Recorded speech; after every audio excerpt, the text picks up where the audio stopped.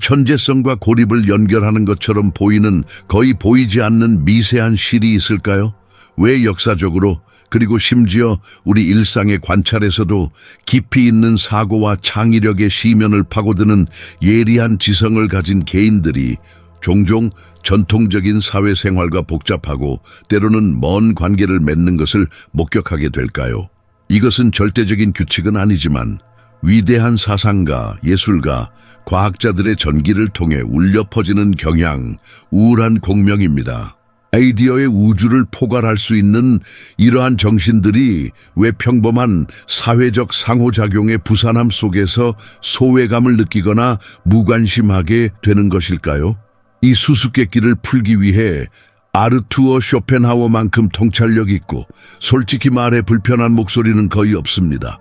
이 19세기 독일 철학자는 그의 철학적 비관주의와 종종 암울한 인간 존재에 대한 관점으로 알려져 있으며 그의 작업의 상당 부분을 사회, 행복, 그리고 결정적으로 고독의 본질을 분석하는 데 바쳤습니다. 쇼펜하우어는 높은 지능과 특정 사회적 과묵함 사이에 이러한 상관관계를 관찰했을 뿐만 아니라 이론화했습니다.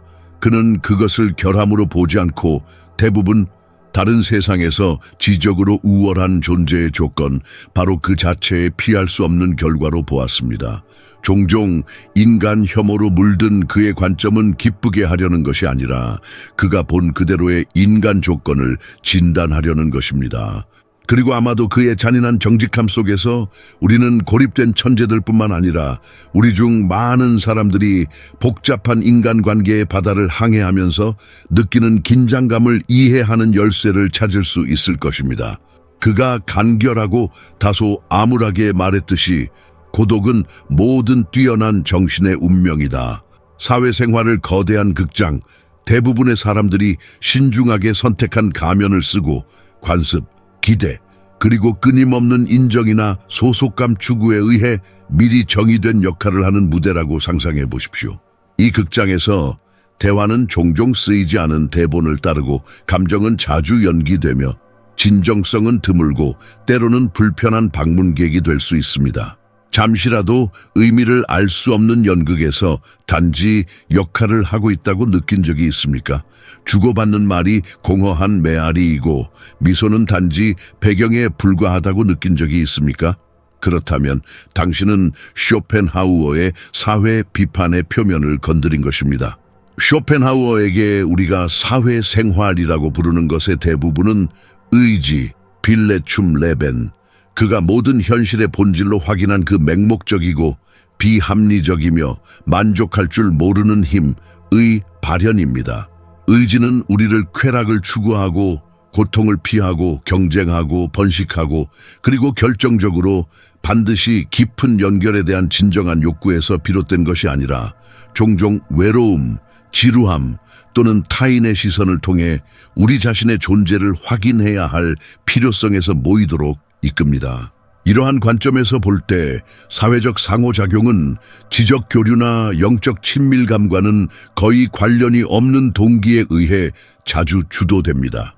그것들은 이해관계의 게임, 실존적 공허함으로부터의 기분 전환, 안전을 제공하지만 개성의 대가를 치르는 무리에 속하기 위한 의식입니다.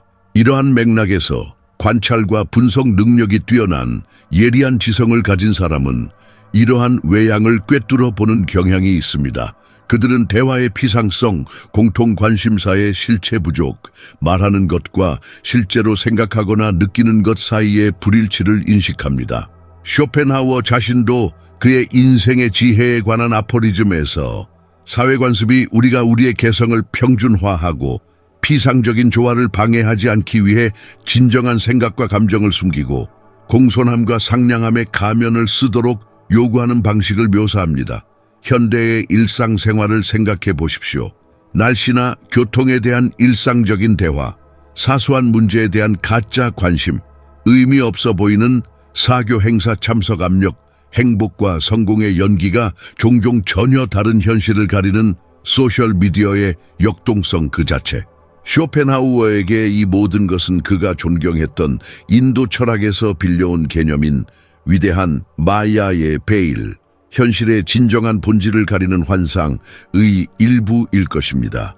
이러한 의미에서 우월한 지능은 이 베일의 균열과 같아서 많은 사회적 상호작용 뒤에 있는 공허함을 엿볼 수 있게 하고 이 극장에 완전히 참여하는 것을 고통스럽지는 않더라도 힘든 일로 만듭니다. 지적인 사람은 반드시 오만함 때문에 반사회적인 것이 아니라 아마도 비진정성에 대한 알레르기, 규칙이 터무니없거나 공허해 보이는 게임에 참여하기 어려움 때문일 것입니다. 사회 극장에 적응하기 어려운 이 어려움은 쇼펜하우어에 따르면 근본적인 비호환성에서 비롯됩니다.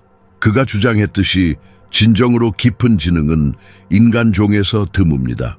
대부분의 사람들은 본성상 또는 교양 부족으로 인해 예외적으로 호기심 많고 분석적이며 성찰적인 정신과는 상당히 다른 지적 수준과 관심 영역에서 활동합니다.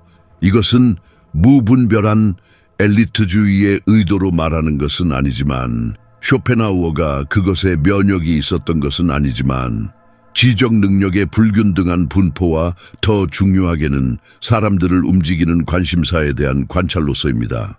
깊은 정신을 매료시키는 것, 철학적 질문, 과학적 복잡성, 예술적 뉘앙스, 진리 탐구은 대다수에게 추상적이거나 관련 없거나 단순히 지루해 보일 수 있습니다. 심리적으로 이것은 상호 불편함을 만듭니다. 매우 지적인 사람은 대화가 사소한 일, 가십 또는 순전히 물질적인 관심사를 중심으로 이루어지는 사회 환경에서 지루하거나 좌절하거나 오해받는다고 느낄 수 있습니다. 그들은 깊이 의미 있는 아이디어 교환, 피상적인 것을 넘어선 연결을 갈망하지만 이러한 동일한 갈망이나 능력을 공유하는 상대를 찾기 어렵습니다. 쇼펜하우어는 의지와 표상으로서의 세계에서 천재의 내재적 고독, 세상을 받아들일 준비가 되어 있지 않은 세상에 비전을 전달하는 데 직면하는 어려움에 대해 이야기합니다. 그는 다른 곳에서 그것을 희귀한 새에 비유하며 거의 아무도 따라갈 수 없는 고도에서 날기 때문에 대부분의 시간을 혼자 보낸다고 제안합니다. 이러한 불일치는 우리가 실존적 지루함이라고 부를 수 있는 것을 생성합니다. 할 일이 없는 일반적인 지루함이 아니라 다른 사람들의 생각과 대화의 단순성이나 반복성에 직면했을 때 활동적이고 복잡한 정신에 영향을 미치는 심오한 지루함입니다. 의사소통의 역설도 발생합니다. 생각이 독창적이고 심오할수록 그 본질을 잃거나 오해받지 않고 일반적인 언어로 번역하기가 더 어려워집니다. 지적인 사람은 종종 딜레마에 직면합니다. 이해받기 위해 자신의 아이디어를 사소하게 만들 정도로 단순화하거나 복잡성을 유지하고 지적 고립의 위험을 감수해야 할까요? 이러한 관심사와 능력의 근본적인 차이는 단순한 선이나 공손한 관습으로는 거의 메울 수 없는 사회적 간극을 만듭니다. 쇼펜하우어에게 지적 친밀감은 진정으로 만족스러운 사회적 상호작용을 위한 가장 견고한 그리고 드문 기반이 될 것이며 그 부재는 우월한 정신에게 사회생활을 자주 좌절시키는 경험으로 만듭니다. 단순한 비호환성을 넘어 쇼펜하우어는 사회에서 그가 인식한 평범함의 독자에 대한 신랄한 비판을 표현합니다. 그는 그가 얕은 생각, 저속한 취향, 대중의 독창성 부족이라고 생각하는 것에 대한 좌절감을 묘사하는 데 말을 아끼지 않았습니다. 그에게 사회는 평준화하고 평범한 것을 축하하며 예외적인 것을 불신하거나 심지어 분개하는 경향이 있습니다. 독립적인 생각, 예리한 감수성 깊이 추구는 종종 더 전통적인 정신에 의해 의심의 눈초리를 받거나 심지어 모욕으로 여겨집니다. 그는 평범한 것이 정상적인 것으로 오인되는 방식과 사회적 상호작용이 종종 이 규범을 강화하여 일탈과 독창성을 낙담시키는 방식에 대해 한탄했습니다. 이러한 인식은 쇼펜하우어에게만 국한된 것이 아닙니다. 역사적으로 우리는 혁신적인 아이디어나 비전통적인 생활 방식으로 인해 소외되거나 조롱당하거나 박해받은 사상가와 예술가들의 수많은 예를 봅니다. 천재는 종종 현상 유지에 도전하고 확립된 신념에 의문을 제기하며 관습의 피상성을 폭로하기 때문에 방해가 됩니다. 솔로몬 애쉬의 동조 실험과 같은 사회심리학의 현대 연구는 집단이 개인에게 명백히 잘못된 경우에도 다수의 의견이나 행동에 순응하도록 하는 강력한 압력을 과학적으로 보여줍니다. 종종 사물을 다르게 인식하고 당연하게 여겨지는 것에 의문을 제기하는 매우 지적인 사람은 이 압력을 예민하게 느낍니다. 그들은 지배적인 생각과 불협화음을 내는 불편함, 논리와 이성이 집단적 감정이나 편견에 의해 무시되는 것을 보는 좌절감을 경험합니다. 쇼펜하우어에게 천재의 고통은 이해받기 어려움뿐만 아니라 주변에서 인식되는 비합리성, 논리 부족, 지적 완고함에 대한 고통스러운 인식에도 있습니다. 논쟁하고 설명하고 인식을 공유하려는 시도는 뿌리 깊은 평범함의 저항에 맞서 지치고 낙담시키는 일이 될 수 있습니다. 역사는 높은 지능과 고립 경향을 연결하는 쇼펜하우어의 주장을 확증하는 것처럼 보이는 예들로 가득 차 있습니다. 니콜라 테슬라와 같은 인물들을 생각해 보십시오. 그의 혁명적인 아이디어는 시대를 수십 년 앞서갔고 그는 말년을 상대적인 은둔 속에서 그의 사고 실험에 몰두하며 보냈습니다. 또는 아이작 뉴턴은 물리학의 기본 법칙을 공식화한 후 케임브리지에서 거의 절대적인 고립 속에서 연금술과 신학 연구에 전념하며 오랜 기간을 보냈습니다. 또는 프리드리히 나이체는 서구 도덕과 문화에 대한 급진적인 비판으로 인해 스위스 알프스와 이탈리아에서 방랑하며 고독한 삶을 살았고 그의 가장 강력한 작품을 잉태하기 위해 고독을 추구했습니다. 또는 시인 에밀리 디킨스는 성인 생활의 대부분을 매사추세츠 주 에머스트에 있는 가족집에서 은둔하며 살았고 당혹스러운 독창성과 깊이를 지닌 거의 1800편의 시를 썼으며 대부분은 그녀의 사후에야 발견되었습니다. 이것들은 단지 몇 가지 예일 뿐이지만 그 패턴은 흥미롭습니다. 많은 경우에 고립은 괴팍한 성격이나 사회적 어려움의 결과일 뿐만 아니라 지적 또는 창의적 작업을 실현하기 위해 적극적으로 추구되거나 적어도 필요한 것으로 받아들여지는 조건인 것 같습니다. 이러한 사상가들의 편지와 일기는 종종 사회와의 양가적인 관계를 드러냅니다. 집중과 독창성을 위한 고독의 필요성을 인정하면서도 때로는 고립이나 오해의 고통과 뒤섞여 있습니다. 쇼펜하우어는 고독은 천재의 고향이다 라고 말하며 이 아이디어를 포착했습니다. 예외적인 정신은 세상으로부터의 침묵과 거리 속에서 끊임없는 사회적 접촉의 방해와 축소시키는 영향 없이 자신의 깊이를 탐구할 공간과 자유를 찾습니다. 이러한 의미에서 고립은 탈출이 아니라 자기 자신으로의 회귀, 변화를 가져오는 작품이 등장하기 위한 거의 필수 불가결한 조건일 것입니다. 이것은 우리에게 다음과 같은 질문을 던지게 합니다. 고립은 단지 천재가 적응하기 어려움의 결과일까요? 아니면 어느 정도는 천재가 완전히 번성하기 위한 전제 조건인 자가 부과된 조건일까요? 답은 아마도 둘 사이의 복잡한 상호작용에 있을 것입니다. 그러나 이러한 고독의 가치평가는 가장 지적인 사람에게조차 인간 경험의 핵심에 있는 근본적인 긴장을 무시할 수 없습니다. 즉, 사고와 창조를 위한 고립의 필요성과 연결, 소속감, 애정에 대한 기본적인 인간의 필요성 사이의 실존적 딜레마입니다. 선언된 인간 혐오에도 불구하고 쇼펜하우어조차 이 긴장에 면역이 되지 않았습니다. 대부분의 사회관계의 피상성을 혹독하게 비판하면서도 그는 지적 친밀감과 상호 존중에 기반한 진정한 우정의 가치, 그리고 극도의 희귀성을 인정했습니다. 파레르가 운트 파랄리포메나에서 그는 특히 우월한 정신을 가진 사람에게 진정한 친구, 진정하고 풍요로운 교류를 할 수 있는 사람을 찾기가 얼마나 어려운지 한탄합니다. 그는 심지어 사회적 특권의 의미가 아니라 동일한 사고와 감정의 깊이를 이해하고 감상할 수 있는 희귀한 개인 집단으로서 일종의 지적 귀족주의에 대해 이야기합니다. 그러나 이러한 진정한 연결을 찾는 것은 종종 지적인 사람에게 고통의 원천입니다. 그들은 동료, 마음이 통하는 사람을 갈망하지만 광대한 사회의 바다에서 그들을 찾기 위해 애씁니다. 좌절이나 실망으로 이어지는 모든 연결 시도는 고립 경향을 강화하여 악순환을 만들 수 있습니다. 깊이 추구는 비상성으로부터의 철수로 이어지지만 철수는 외로움과 원하는 연결을 찾기 어려움을 증가시킵니다. 쇼펜하우어 자신의 삶은 이러한 양가성을 반영합니다. 고독을 찬양했지만 그래서 인정과 이해에 대한 깊은 그리고 아마도 완전히 인정되지 않은 필요성을 보여준 철학자입니다. 그런데 현대 연구에 따르면 IQ가 매우 높은 사람들은 실제로 더 높은 수준의 외로움을 경험하거나 더 작은 사회적 네트워크를 가질 수 있으며 이는 쇼펜하우어가 묘사한 긴장이 여전히 관련성이 있음을 나타냅니다.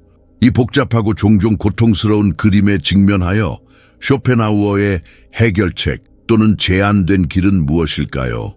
그는 사회적 행복을 위한 쉬운 처방을 제공하지 않는데 부분적으로는 지속적인 행복의 가능성 자체에 대해 회의적이었기 때문입니다. 그러나 그의 철학은 일종의 철학적 초연함을 함양해야 할 가장 현명한 태도로 가리킵니다. 불교와 스토아 사상에 강한 영향을 받은 쇼펜하우어는 우리의 고통의 대부분이 의지에 만족할 줄 모르는 욕망과 사회적 인정과 대인 관계를 포함한 세상에 덧없는 것들에 대한 우리의 집착에서 비롯된다고 믿었습니다. 그에 따르면 더 큰 내면의 평화로 가는 길은 어느 정도의 의지 부정, 완전한 삶의 부정이 아니라 그 요구와 환상으로부터의 의식적인 초연함을 포함합니다. 사회생활에 적용하면 이것은 반드시 절대적인 고립을 의미하는 것이 아니라 더 선택적이고 초연한 접근 방식을 의미합니다. 그것은 사회의 종종 피상적인 본질을 지나치게 쓰라리게 되지 않고 인식하는 것을 포함합니다. 그것은 실제 친밀감에 기반한 의미 있고 풍요로운 사회적 상호작용을 추구하지만 비현실적인 기대를 만들거나 자신의 행복이나 인정을 위해 그것들에 의존하지 않는 것을 포함합니다. 그것은 자신의 동반자를 즐기고 내면 세계에서 풍요로움을 찾는 능력을 함양하여 사회적 상호작용이 절박한 필요가 아니라 선택이 되도록 하는 것입니다. 그가 제안하듯이 자급자족하는 자는 가장 큰 보물을 소유한다. 이러한 내면의 자급자족은 덜 궁핍하고 더 많은 자유로 다른 사람들에게 다가갈 수 있게 합니다. 이것은 스토아 사상의 아타락시아, 우리가 통제할 수 없는 것을 받아들이고 우리에게 달려있는 것, 우리의 생각, 판단, 태도에 집중하는 데서 오는 영혼의 평온함과 유사합니다. 그러므로 도전은 균형을 찾는 것입니다. 세상과 상호작용하고 진정한 연결, 깊이의 섬들을 추구하지만 동조 압력이나 필연적인 비상성, 사소함의 바다에 대한 좌절감에 굴복하지 않고 항상 자신의 내면 생활의 요새를 유지하는 것입니다. 쇼펜하우어의 지능과 사회생활에 대한 관점을 통한 이 여정의 끝에서 단순하거나 보편적인 답은 없다는 것이 분명합니다. 깊은 정신과 사회의 세계 사이의 관계는 본질적으로 긴장되며 성찰의 필요성과 연결 추구, 지적 명확성과 관습의 소음, 선택된 고독의 풍요로움과 원치 않는 고립의 고통 사이의 섬세한 균형으로 특징 지어집니다. 쇼펜하우어의 관점은 때로는 가혹하고 비관적이지만 우리 자신의 사회적 경험과 종종 환상적인 인간 상호작용의 본질에 대해 급진적인 정직함을 요구합니다. 아마도 해결책은 극단에 있는 것이 아니라 우리의 공유된 인간성을 부정하는 완전한 고립도 아니고 우리의 개성과 깊이를 말살하는 사회적 동조도 아닙니다. 아마도 제3의 길, 각자가 걸어야 할 개인적인 길이 있을 것입니다. 사회 극장을 의식적으로 탐색하고 드문 진정한 연결을 찾고 함양하며 죄책감이나 두려움 없이 자신의 동반자에서 피난처와 힘을 찾는 법을 배우는 것입니다. 과잉 연결과 만연한 비상성의 시대에 더 큰 도전은 지적 진정성, 즉 흐름에 몰두할 때조차 스스로 생각하고 깊이 느낄 수 있는 능력을 보존하는 것입니다.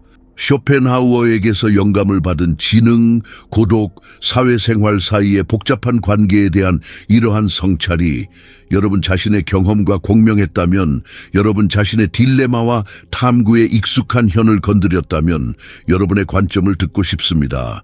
지적 깊이에 대한 필요성과 사회생활의 요구와 기회 사이의 균형을 어떻게 맞추십니까? 종종 피상적인 것을 축하하는 것처럼 보이는 세상에서 진정성을 유지하기 위해 어떤 전략을 찾으십니까? 아래 댓글에 여러분의 생각과 경험을 공유해 주십시오. 여러분의 좋아요는 이 콘텐츠가 이러한 동일한 문제에 대해 성찰하고 있을 수 있는 더 많은 사람들에게 도달하는 데 도움이 됩니다.